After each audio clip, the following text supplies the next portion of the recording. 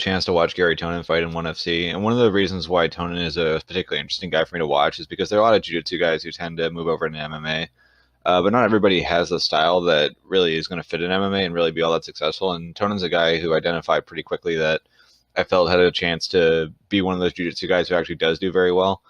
So what I'm going to do is I'm actually going to go to some slides I put together just on what I feel it takes for a jiu-jitsu fighter to transition well into MMA. And then we'll go back to the fight here and then talk about whether or not Tonon is showing those aspects or not. So I'll just pull this up right here. So I've just put together 4 slides. The first one is just like a general slide just on certain skills and attributes that you'd like to see a jiu-jitsu player have before they make the transition to MMA. And generally this types of skills that tend to transfer well. So starting off, you look at dynamic submissions. The main reason for this is that you're fighting in 5-minute rounds. So if you do get top position or you do get bottom position, being able to attack really quickly and being able to finish really quickly is going to be a benefit to you, especially as you work your way up and have to fight some wrestlers who may be tough to take down and hold down, or just fighting these 5-round fights where if you get the fight to the mat maybe once or twice, you got to be able to finish when you get there.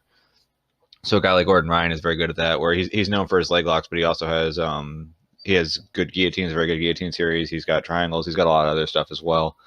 But then the opposite side of that would be someone whose game is more built to win on points. So a guy like Tonquinho, who had a decent run. He actually did make it to the UFC. I don't believe he's in the UFC anymore. But his style wasn't as submission focused. So he's one of those guys where if he gets you down, you have a better chance of surviving. And in MMA, that makes a pretty big difference.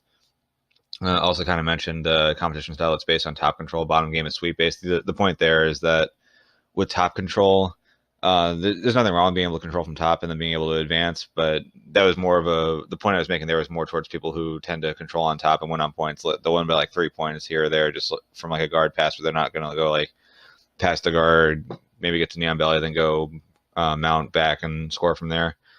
So Tarsis Humphreys was an example there just because he has a lower submission rate than some of the other top jiu-jitsu competitors. Also wrestling heavily tied into game. JT Torres is a good example of that.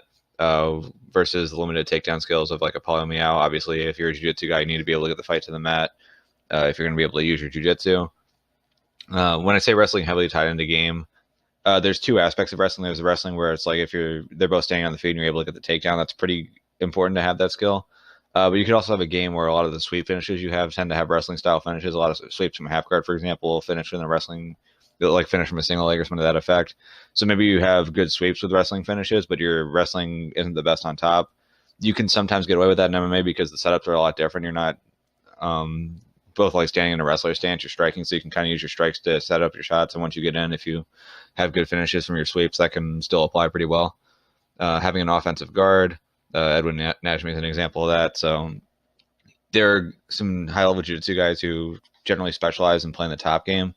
But if their guard isn't terribly offensive off their back, that can become a problem in MMA where people will notice that and then they'll start taking them down.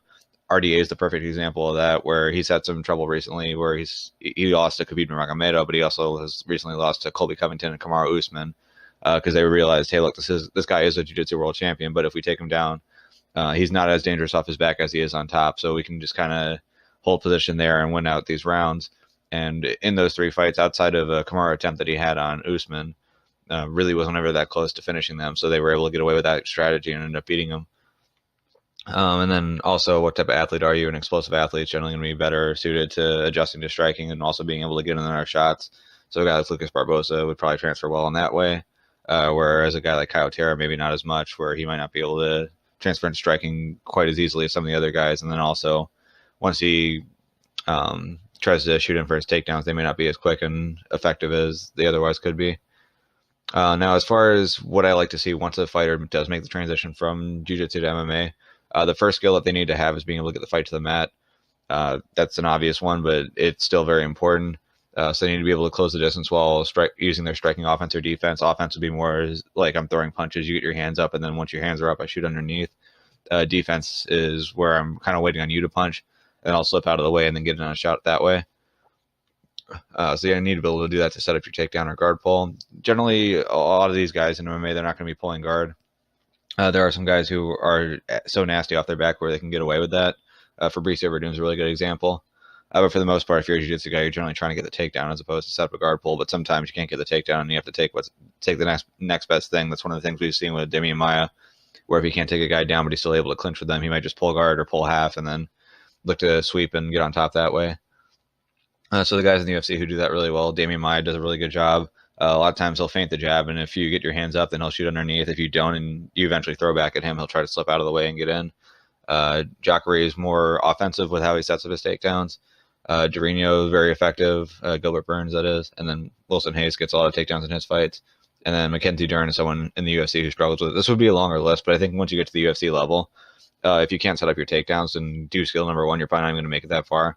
So Dern's kind of been a little fortunate in that she was only like 4-0 when she finally got in the UFC. The women's division isn't quite that advanced. So she's getting away with it right now, but I don't think she's going to get away with it much longer. And then I just have this list here of prospects with fights. So Garry Tonon, I'll talk about it when we go through his film, but I think he's very effective at this against the opponents he's fought, at least at this point. Dylan Dennis struggled when he was trying to set up his own offensive takedown, but then he was able to make an adjustment and just get an overhook and pull guard. So to that effect, at least in the one fight we've seen from him, he was able to do it. We'll have to see more fights from him and see how he can actually manage this in other fights. AJ Agazarm's striking was absolutely terrible. I'm not sure if that's just an issue where he's just not ever going to be a good striker. If that's the case, then he's going to have some trouble with this. But if he can improve his striking, I think he'll actually be able to make the adjustment here and be effective at getting the fight to the mat. And then Chrome Gracie, he's had some trouble in the past. Like the Kawajiri fight was pretty sloppy in this regard, but he did a really good job with Caceres. So I think for him, I want to see a little bit more out of him to see how effective he can really be at the skill of getting the fight to the mat. But I am concerned with him that as he moves up the ladder of the UFC, this is going to be a problem for him. The next one is being able to maintain and improve position. The idea here, and this is one of the things that Rickson Gracie always likes to talk about, it's like this idea of once I get a position, you're never going to get a better position than the position you're currently in. So if I take you down and you're in guard, you're never going to get back up.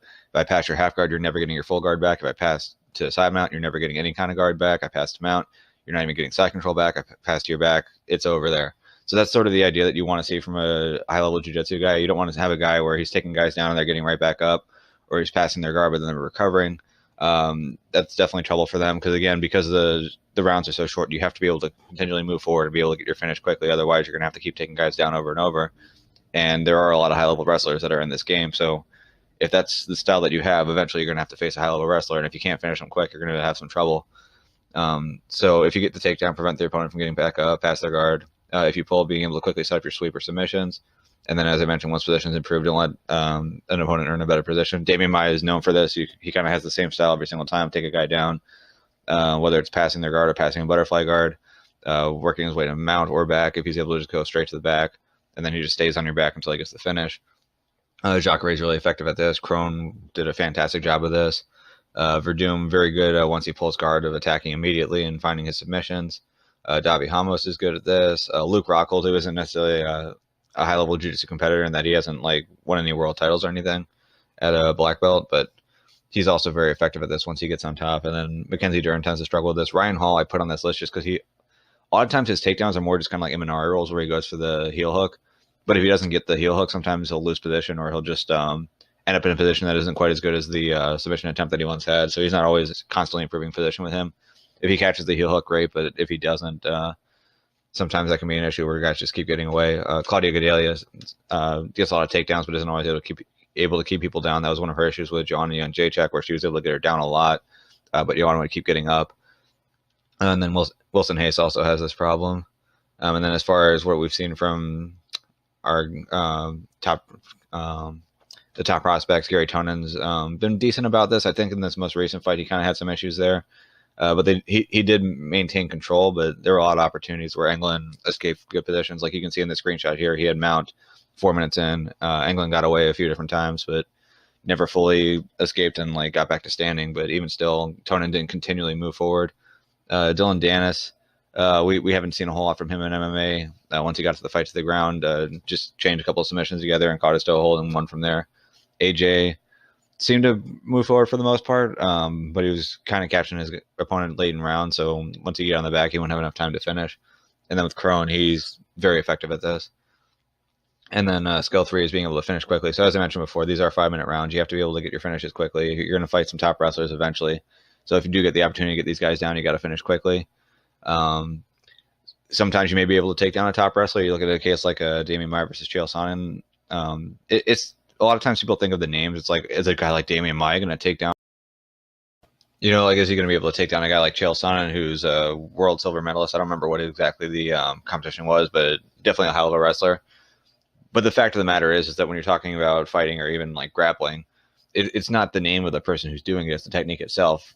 Like, if I executed a perfectly clean double leg takedown and caught Ben Askren off guard, I'd be able to take down Ben Askren. The point being, if the technique is pure, or if the technique is proper, if it's done correctly, you can still get a takedown. That's why we see guys like Damian Maia, who, though his most recent fights, he's had trouble taking down some of the high-level wrestlers. He has taken down wrestlers who are better than him, guys like Rick Story in the past. So in jiu-jitsu, if you do end up taking down a guy who maybe you're not supposed to take down, you got to be able to finish him once you get him down. And that's why being able to finish quickly is a huge aspect here, because if you don't get your finish at the end of the round, a lot of times you're going to waste a lot of energy. And then by the end of the round, once it's over, now you're down a lot of energy. You pretty much screwed up your one chance. Now you've got, at a minimum, 2 other rounds to deal with, if not 4 more if you're in a 5-round fight. So being able to finish quickly is a big aspect here. And then also, if someone ends up taking you down, for example, and they didn't mean to be in your guard, again, being able to finish quickly and make them pay for it is huge, a huge skill to have. So then an ability to do so requires additional takedowns and to reduce stamina, which is the point I was just making. And then being able to finish your submissions from bottom, or being able to pass to a 4-point position, which would be mounted to the back, and then being able to submit. And if you look at the guys in MMA who do this really well, or in the UFC, Damian Maia, again, very good at this. He doesn't always get his finish, but like I mentioned before, he's very good at going. He'll pass your guard, he'll get to the back, or he'll get to the mount, he'll get to the back, and you're not getting back from there. So you're either going to just survive there for the rest of the round, or he's going to finish you. And in a lot of cases, he does get the finish pretty quickly. Jacare, again, very effective finisher. A lot of times he'll actually finish from side control, where he'll set up a Kimura. Verdum, very good finishing off of his back. On top, I mean, he's done fairly well on top. I mean, there was the fight with Walt Harris where I believe he got on top, passed his guard, and ended up armbarring him. And then Brian Ortega is known very well for being able to finish off the back and being able to do so extremely quickly. And then people who struggle with it, Mackenzie Dern, I think more often than not, when she gets a fight to the mat in a round, she doesn't get the finish. Wilson Hayes, not only does he struggle to get the finish with a submission, but he also struggles to just keep a guy down. And then RDA, once he does get on top, he doesn't finish with submissions a whole lot. A lot of times he'll be able to pass and control, but being able to actually get the finish and put someone out of there, that doesn't always work out for him. Now, his Muay Thai is very good, so that's why RDA has ended up on this list a couple times on the side of people who aren't exactly doing the right things for a jiu-jitsu guy to transfer over. But RDA's, a lot of his success comes from him developing skills in other areas and not just relying on his jiu-jitsu. And then as far as the prospects, Garry Tonon, as far as finishing quickly, he's been pretty effective about this. Tends to get his finishes pretty quickly once he gets the fight to the mat. We haven't really seen any long, drawn-out fights with him where he's had multiple opportunities and blown them. Dylan Dennis, the one time we saw him, he got his finish extremely quickly once he finally got the fight to the mat after pulling guard. AJ Agazarm, sort of tough to tell because he was running out of time when he got his takedowns and was able to advance positions on Jesse Roberts. So I'll have to see more of him to really make a judgment on whether or not this is a skill that he can develop and a skill that he's going to be good at. And then Krogan Gracie is very good at finishing quickly once he gets the fight to the mat and is able to establish his position. All right, so now back to Garry Tonon himself and the most recent fight with Anthony Anglin. I've actually got this on a bit of an accelerated speed just to kind of go through and talk about what happens. But one of the things you'll notice is that at striking, he's actually not going to throw any punches here, but he does do a lot of trunk movement where he's moving his head side to side and trying to bait Anglin to throw a punch and being able to slip out of the way and miss it. Oddly enough, the takedown doesn't come off of a punch. It actually comes off of a leg kick where Anglin just didn't snap his leg back quick enough. Let's see how it plays out here. Right there. But then he catches on, grabs behind the knee, really good here, goes to the top, and then just dumps him off to the side. Very good takedown from Tonon. So step one, as far as being able to actually get the fight to the mat, this is something that Tonon has shown in the previous fights and in this fight as well. That's something that he's able to do, at least against the competition he's faced so far, so that's good. So then the next question is, once you get the fight to the mat, do you constantly improve position and never really let your guy get a better position back? So here he's in a guard.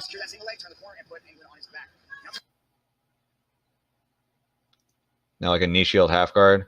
So that's a mild improvement. I guess it depends on what England wants. Sometimes people they'd rather play from knee shield. Now we have a normal half guard, passes into mount.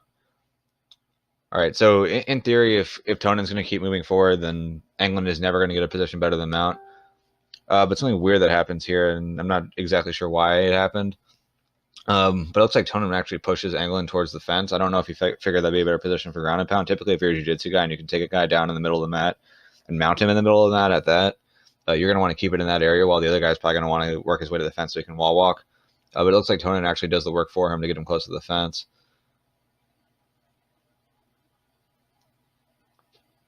From here, he starts pounding away. Almost looked like he was more interested in getting a ground and pound finish here than he was getting a submission finish. But now he's sort of working his way to the back. This isn't exactly giving up position, but now he kind of is in more of a half guard, so his position is starting to move backwards here. But again, now he has a chance to take the back. He's essentially got one hook in. In theory, he could get a seatbelt grip and work his way in, but now he's kind of scooting back into like a half guard position so he can pound more. So now you have a no hook back position. It's kind of like a turtle position, and now England is basically stood up. So my concern for this, and again, Tonon knows who he's fighting. He knows he's not fighting a Division I national champion, or he's not fighting a Division I wrestler here. So maybe he figures, hey, I can control this guy. I can take him back down whenever I need to, and that's something that he proved in the fight. But if you are fighting a high-level wrestler, you get him down, and they get to this position, that's not great for you as a jiu-jitsu guy. You don't want them getting back to their feet and being in a position where they can kind of stand up and escape. But Tonon does let England get in that position here. But drags him back down, throws some knees, hooks the leg, and is going to kind of use that to pull him back down again. And a guy like England, who isn't a high-level wrestler, you can pull this off, and Tonon is doing a lot of good technical things to keep him down and keep him from getting back up. But you definitely have to have some concern that if he's fighting a high-level wrestler, that this particular strategy isn't going to be the most effective for him. Again, now he's got to work to take him down again. Does take him down again.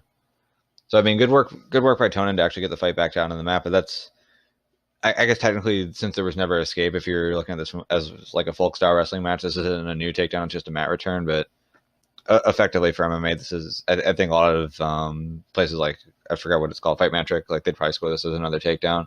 So he's having to take a guy down multiple times in a round, and ideally for a jiu-jitsu guy, you take him down once, then you just pass right through, get to a dominant position, and then get your finish. And that's not what happened here with Garry Tonon.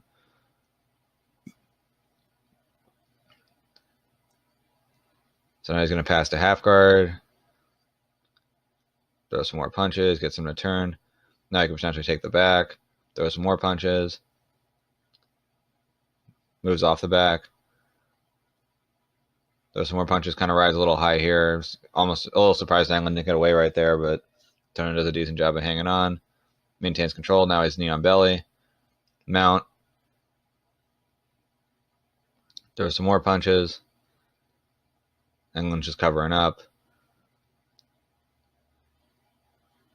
Goes back to the turtle, back to mount, back mount, throwing more punches, and fight's over. So for Tonon, I don't know that he isn't capable of doing step two. And again, step two is being able to continually move forward and never let a guy get a position back. I think he's definitely capable of doing it. It seems to me like he kind of had a decision based off of who he's fighting. He's like, this is a guy who I can take down and control.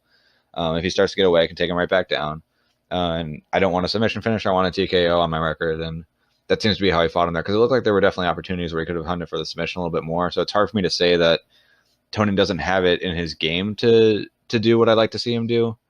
But it just seems like he chose not to in this case.